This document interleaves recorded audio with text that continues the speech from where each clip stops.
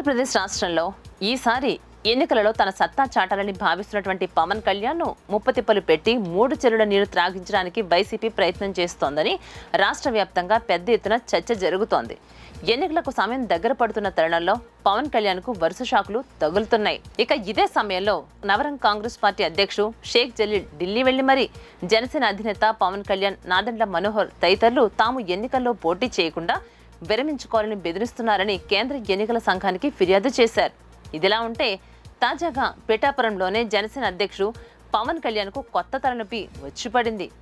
పిఠాపురం నుంచి ఎన్నికల బరిలోకి దిగినటువంటి పవన్ కళ్యాణ్ ఈసారి ఖచ్చితంగా విజయం సాధిస్తారని జనసేన వర్గాలు భావిస్తుంటే తాజాగా ఆయనకు అతిపెద్ద సమస్య వచ్చిపడింది.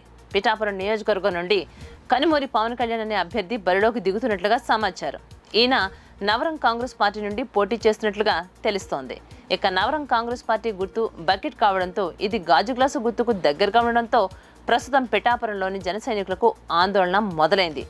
పేరు గుర్తు 2 దగ్గరగా ఉండడంతో పవన్ కళ్యాణ్ కు బదులుగా ఓటర్లు కన్ఫ్యూజ్ అయ్యి నవరం కాంగ్రెస్ పార్టీ అభ్యర్థికి ఓటు వేస్తారేమో అని జనసేన నేతలు ఆందోళన పడుతున్నారు. ఇదంతా వైసీపీ కుట్రగా వారు మండిపడుతున్నారు. ఇదంతా పవన్ కళ్యాణ్ టార్గెట్ చేస్తున్నటువంటి వైసీపీ అధినేత వైఎస్ జగన్ వ్యూహమని జనసేన నేతలు ఫైర్ అవుతున్నారు.